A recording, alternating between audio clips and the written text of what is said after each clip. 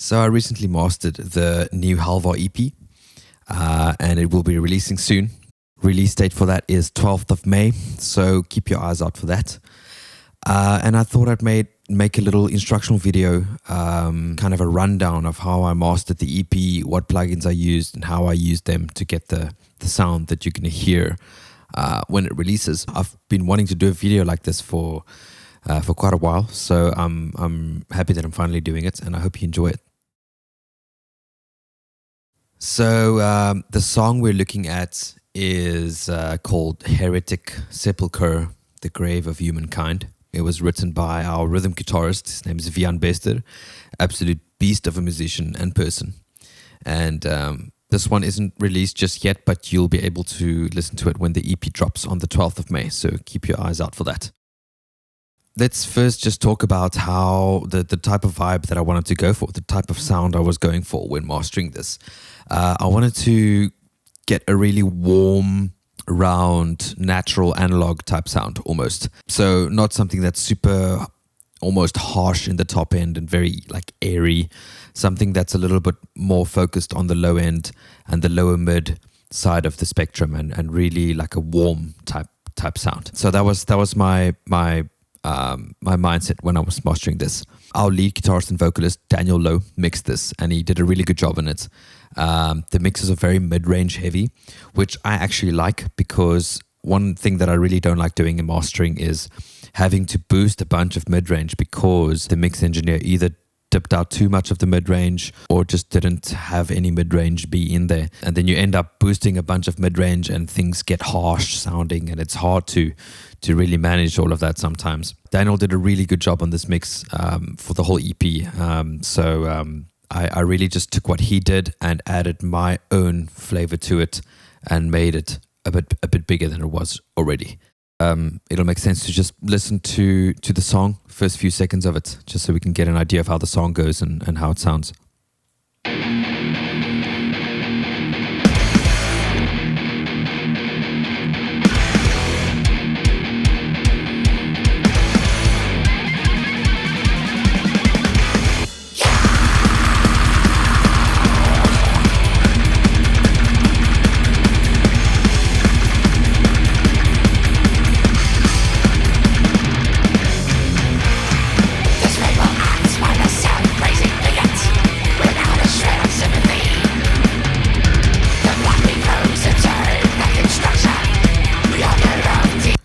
Right, so you get the idea. Very, very thrashy song. Before we go through all the plugins and what got it sounding like this, let's first just hear how the mix sounded. So I'm going to bypass all of the plugins.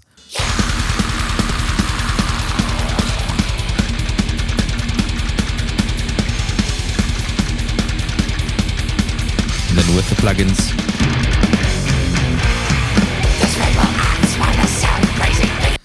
So most of what you're hearing is the low end just kind of gets filled in a bit more. The track sounds a bit fuller, and it has a bit more warmth to it, basically, which is the bulk of what these different moves in all the different plugins are doing, as you'll see now. All right, so the first plugin I used is the Virtual Tape Machine from Slate Digital. I love this plugin. It's supposed to emulate tape saturation. So back in the day, the tape machine would actually saturate the signal a little bit on the last stage as the output stage, and it would just kind of roll off the top end a little bit, get it sounding nice and round and a bit thicker and warmer almost. So that's really what this is doing. I've got it on the 30 IPS speed setting, normal bias, and all the other settings you can see over here. I put this on every mastering, every track I master, I have this on. Unless I'm mixing the track. If I mix the track, I'll have this in the mix on my mix bus, and then I wouldn't have to put this on the master bus. But pretty much every single master I do, this is the first plugin I throw on. It just adds a bit of fullness and round warmth to the track. And I'm actually pushing it a little bit. Well, 1.8 dBs of input, and then compensating by, reducing the output by 1.8 dB as well. And this is really just adding a bit of thickness to the track. Now, if you crank this, you can actually hear it starts distorting.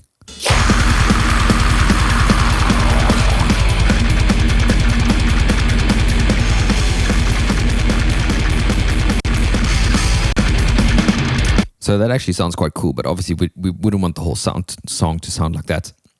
But that's basically what it does subtly. So it just kind of fills in the song, fills in the sound really, really warmly and nicely.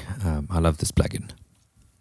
All right, so let's actually hear what it does to the master. So I'm going to play the song with the plugin, and then I'm going to bypass it as it plays, and then you'll see how it would sound without this stage.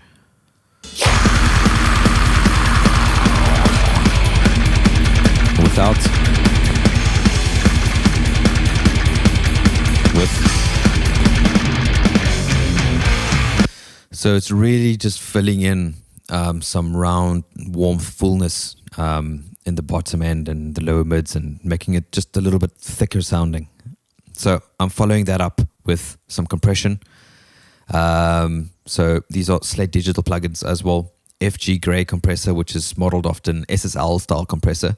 This is my main compressor. It's doing most of the gain reduction. I have the ratio set around 2:1, so it's quite subtle. You never really want to have a super high ratio for mastering, because that might just screw up the whole thing. So I have it at 2.1, and the attack I have at 10 milliseconds. The release is at 0.3. The threshold is around there. As you'll see, the gain reduction, it's not a whole lot, but it's also not subtle, because it's actually reducing between 3 and 5 dBs of gain, which is quite a lot in mastering. So as you can see, the needle moving when I hit the play button.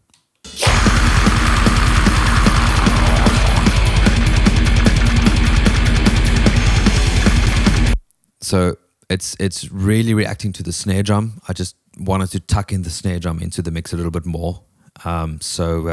That's what, if you see the needle moving a little bit more, that's pretty much what's happening there. I've got a high pass filter set at 51 Hertz because I don't want this compressor reacting to a whole bunch of the kick drum low end and stuff, because then the track is just going to dip like crazy every time the kick drum, every time this double bass runs like the one happening here, which is not even that fast. But it'll still affect the track a little bit too much. So that's why I've set that at 51 Hertz. And the mix knob, now this is set at 58 Hertz. So I'm actually not compressing 100% of the signal. I'm only compressing just over half of the signal. The rest is all natural. So if this was at 100%,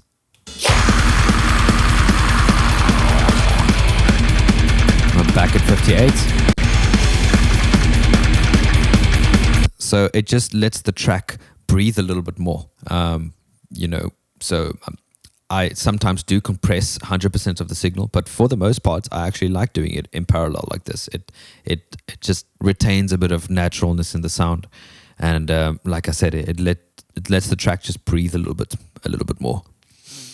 All right, I'm following that up with a Fairchild modeled compressor. This is the Slate Digital FG Mu, which is modeled after the Very Mu compressor.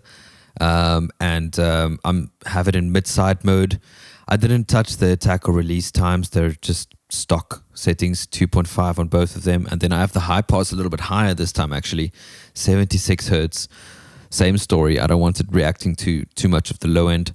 And I'm getting about 3 dB of gain reduction here, causing me to have to boost 0.8 dBs back in because I was losing a little bit of gain overall. And I have the mix knob at 100% actually. So I'm not doing this one in parallel because it's quite a subtle effect that this one adds. It's just kind of gluing everything together a little bit more.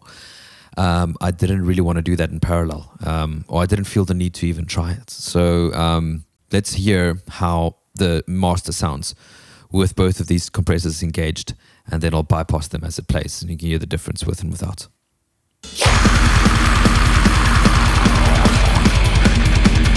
Without.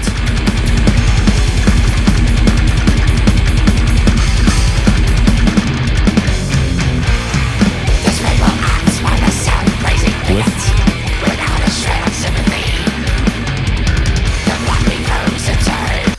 it's really just containing the song and keeping it from really just jumping out everywhere. It's just containing it nicely, gluing everything together. All right, I'm following that up with some EQ using the Infinity EQ from Slate. This is all corrective EQs, subtractive stuff, where I was finding there was some harshness that I wanted to get rid of. Quite a lot of it, as you can see. So the first band is at 2.92K. This is at 3.8K, 3.82K, 7.47K, 10.9. So a bit of top end I wanted to get rid of there. 12.8K, same thing there. So there was some harsh whistles and stuff that I just wanted to get rid of. Don't ask me what's going on here. I don't really know. That was just in the moment. I did 2 cuts in the same spot. But yeah, it's what worked at the time, so I did that.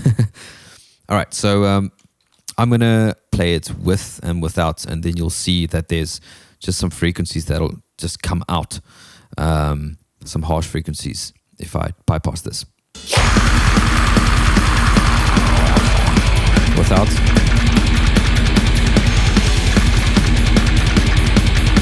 With.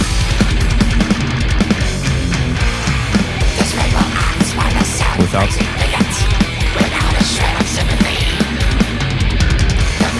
So it's really just getting rid of some harshness in the song, in the guitars especially, and even a little bit in the cymbals. So then I'm following that up with my main EQ moves using this cool Slate Digital EQ. This thing is really nice. The top end especially is very transparent. It just sounds very, very nice and subtle.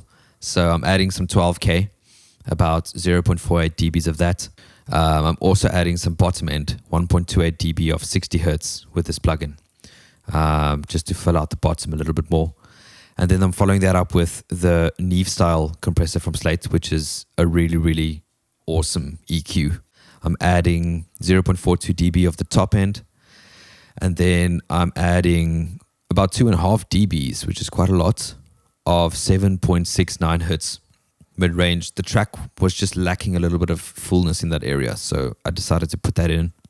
So I'm going to play the track with this added in, and then I'm going to drag down this knob back to 0, and you can hear how it just loses a bit of fullness and thickness in that mid-range area.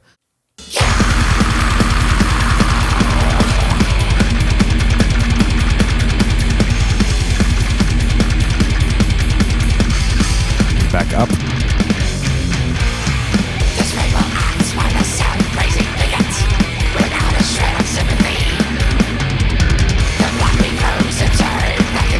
So you can see it just fills out the track a bit more. The guitars especially sound a little bit more full with it.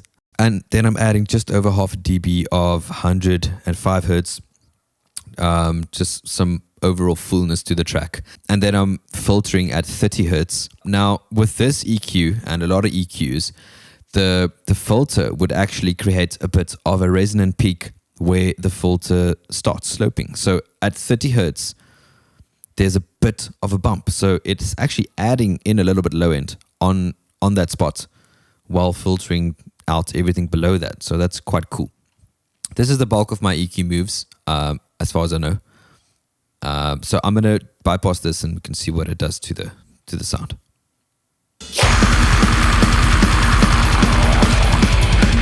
Without. With. So you can hear it really adds fullness to the whole thing, and it just makes it a bit fuller sounding, really. I'm following that up with some more EQ. This is the Coffee Pun EQ from Acoustica Audio. This is a free plugin as well, which is really cool.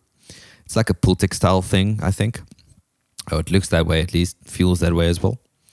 So I'm adding some low end, 120 hertz, about 1 dB of that.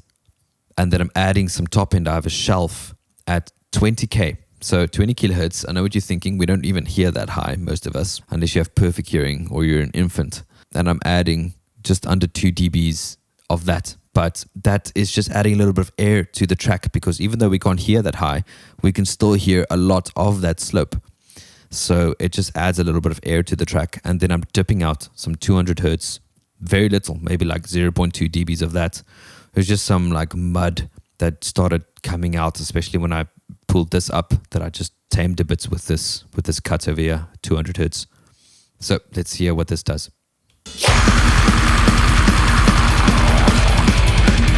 And without.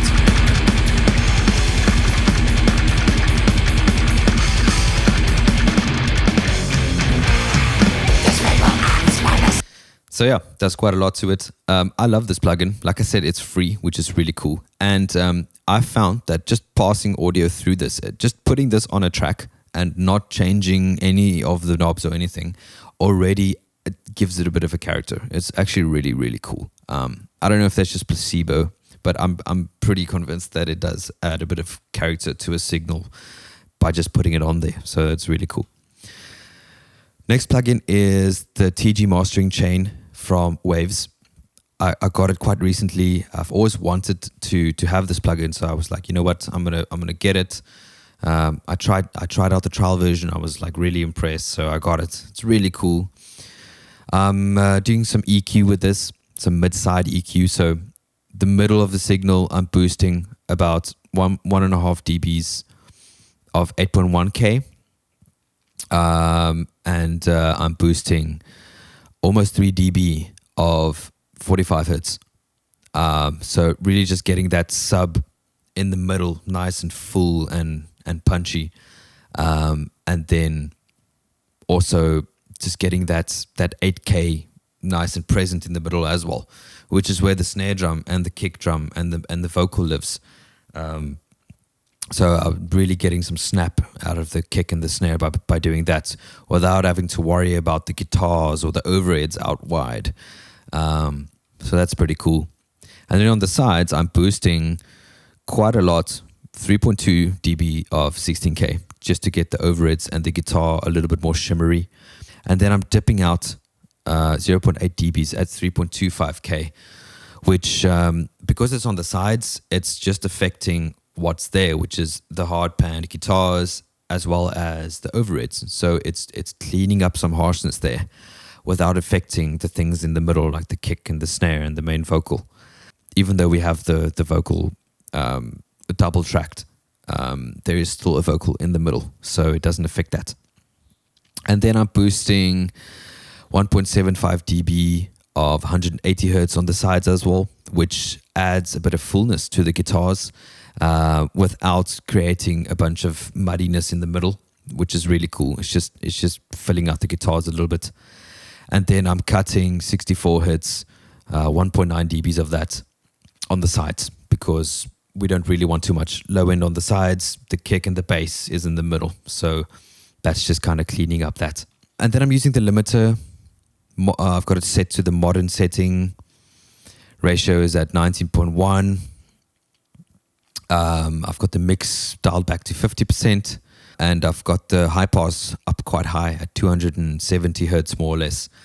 So it's really just compressing the things above that, which will be guitars and everything except the kick and the bass and all the other things that live down there. And then this filter thing, I was high passing it at 40 hertz, and then adding in some presence at 10K. About half a dB of that, just to add a little bit of presence. I was just messing around with this, and it sounded better with it on. So I was like, well, I'm going to just put it on there. It's quite cool. The spreader is set to 2 clicks. You have to be careful with this in mastering. It's very easy to overcook it and to get things too wide, to the point where things start sounding odd and phasey. So I only have it set at 2, which is actually still quite a lot. Just giving the whole track a little bit of width and spreads it out a little bit. And then I think I'm pulling down the output by minus 2.2 dB, just because it was getting a bit hot with the EQ and this presence and all of the things added in. So let's see how it sounds with and without this plugin.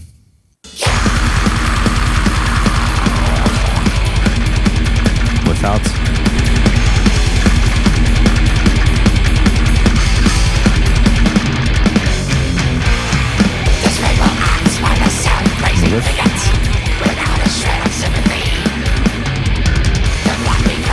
So don't let your ears fool you in thinking that it sounds better without it, because this is pulling down the gain a bit. So your ears might just be favoring the volume that you're getting by bypassing this.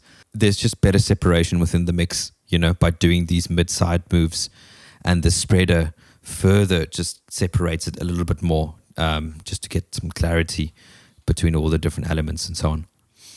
Up next, we have a new plugin from Slate Digital. This thing is amazing. I love this plugin. I literally downloaded this on the day of mastering this EP, and it's incredible. It's basically just an EQ. You add top end. You got your mid air band and your high air band, which is like some really top end airy stuff, like 13K and up around there.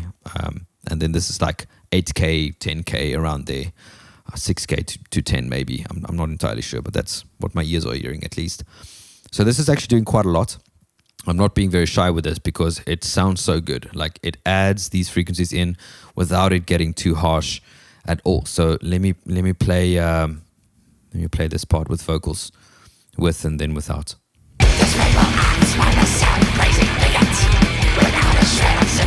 Without.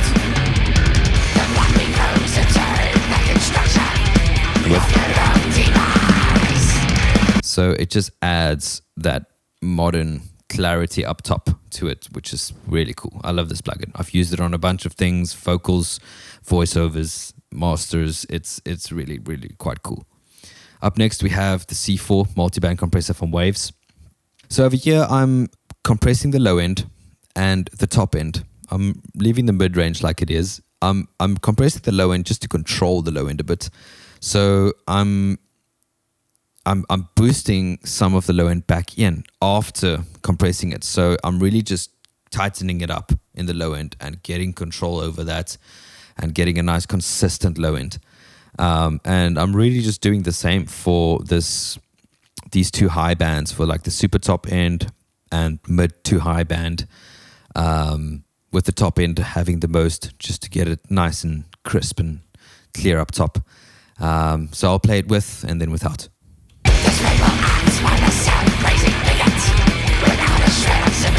Without.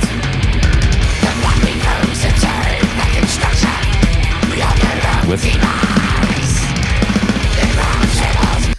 So it's just containing those frequency bands a little bit more, getting everything nice and consistent and working together, as opposed to having something still poking out a little bit, especially in the bottom end.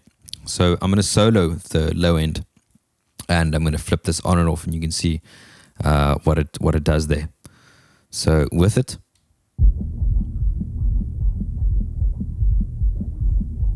without, with, without.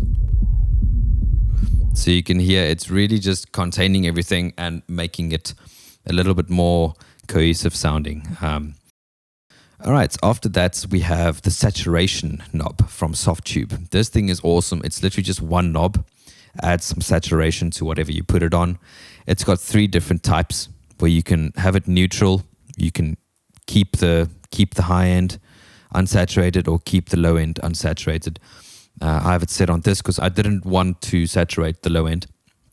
And this is barely on.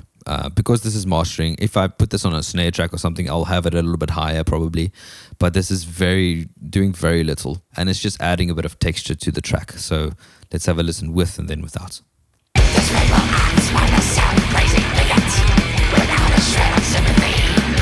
Without.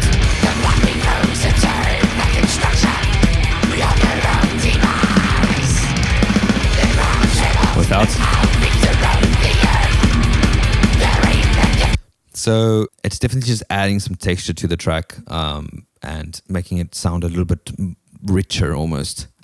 So I followed that up with some low end. This plugin is also by Acoustica Audio, and it's also free. It's called the Titanium 3 Bass Tard, and it's really cool. It's not an EQ. It's a low frequency generator. So you select your frequency band that you want to do. So in this case, 60 hertz. And then you boost some harmonics at 60 hertz and around 60 hertz. So it just kind of fills it up nicely without actually just taking what's there and boosting it. It adds harmonics around that area. So I'm adding about 2 dBs and then I'm attenuating about half a dB. So you can add and then cut just to get a nice control there. So let's listen first with it and then without. This fatal acts by the sound crazy bigot without a shred of sympathy. The bloody Without. the construction, we are their own demise.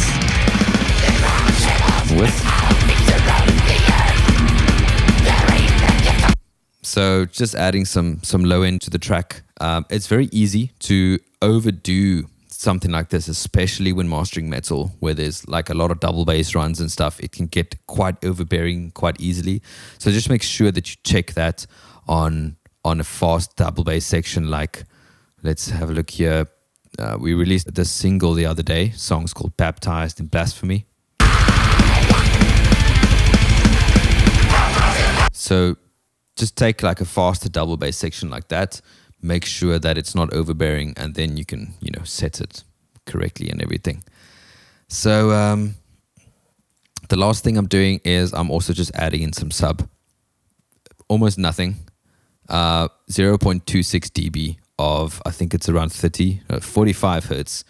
So just some more sub just to round it off. Listening on bigger systems, I found that it was just lacking that like chest movements almost that you get with like a nice sub heavy master, and it was just lacking a little bit of that.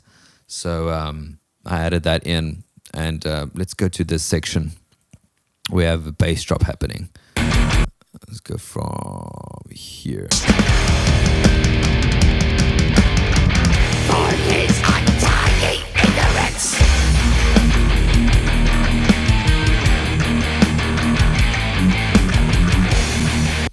So I'm going to bypass this, and the bass drop just gets a little bit lost then. So that's most of the reason that I put this on. For his undying ignorance. And then with it on. His undying ignorance. So it just adds a bit of boom to that bass drop there. And yeah, that is what I did for mastering. Now for limiting, I used the Slate Digital FGX. This thing is quite cool. It's got a compressor built in, a very transparent, subtle compressor that I use just to even things out a little bit more before limiting it. Got the ratio at 1.2. Let's see how much the needle actually moves. His undying ignorance.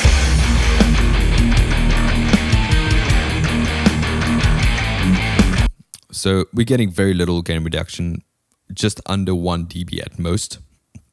And the attack is set to I think that's 6, or is it 5? And the release is at 4. So really just kind of adding a last little bit of gluing compression so that we have a bit more of an even signal to boost with this limiter. So with the actual limiter, I'm boosting this by about 5.3 dB. And then I'm adding in 0.5 detail, which is just top end. That tends to get lost a little bit when limiting something.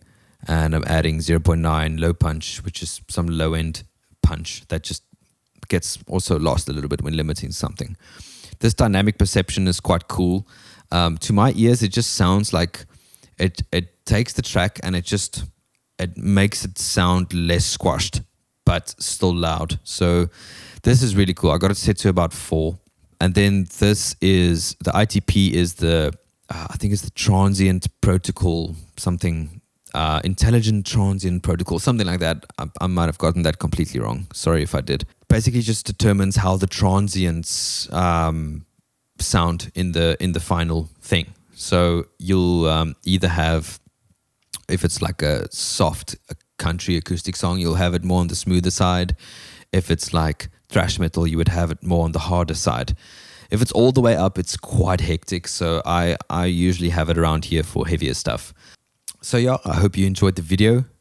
I'm definitely going to be making more like this in the future. More mixing tutorials and recording tutorials and mastering tutorials. I really enjoyed making this. I hope you did too. If you did, please leave a comment or a like. Share with your friends if you'd like. That would be really cool for me. And let me know if you want to see any other things in the future. Thank you for watching. Cheers.